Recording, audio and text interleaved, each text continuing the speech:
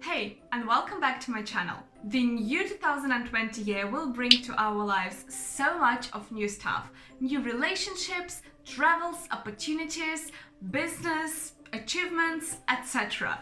But it also will bring some changes to the IELTS test. Now, the IELTS test is not that frequently changed. However, from the 4th of January 2020, we will see some alterations. But before we jump right into the changes that will come into effect for the IELTS test, I'd like to share something with you that I have just launched this year, and that is my brand new website.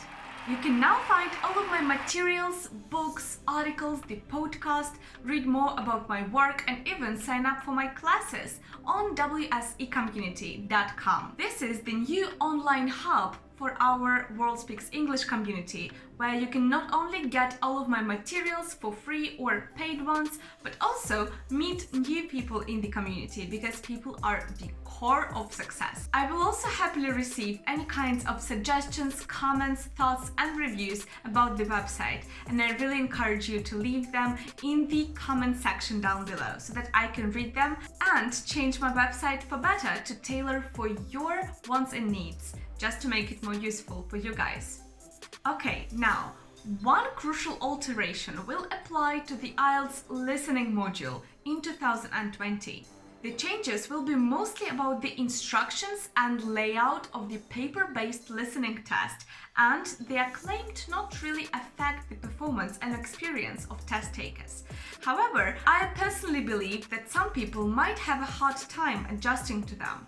So the first alteration is that the word sections will be changed into parts, and now the listening test consists of 4 parts, not sections. Okay, this one isn't really that big. I bet many people won't even notice that something changed.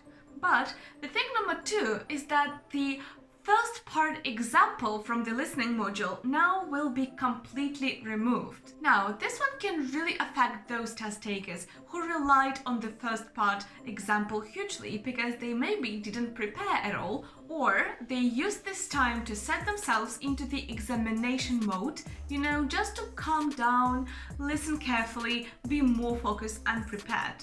Or other people use this time to read questions in the parts 3 and 4 because those parts are quite big and the time limit that is given right before they start is quite short. Either way, I believe that many people will feel that something is missing from the beginning of the listening test, but you must be aware of that and you must take your preparation even more seriously, because now you have to be super focused and prepared to tackle that test and to jump right into that from the first second without any examples and without any prior preparation. And the last thing that is changed is that the page number references will now be removed. And here it will perhaps be slightly more difficult to navigate between pages, but I don't really think that this will hinder any good performance of test takers. Now let's remember how the rest of the test is structured. There are 4 parts to the listening test with 10 questions each, and the questions are designed so that the answers appear in the same order as they're heard in the audio. First 2 sections are set into the social everyday context, and in the first part you will hear 2 people talking. That will be a dialogue, probably travel arrangements or booking a hotel or buying a gym membership or anything like that. The part 2 will be a monologue. It can be about the local facilities, school, university, job, anything that fits into the social everyday context. The final 2 parts are set in educational and training contexts. In the third part, there will be a conversation between 2 main speakers, and there might be more people in the background talking.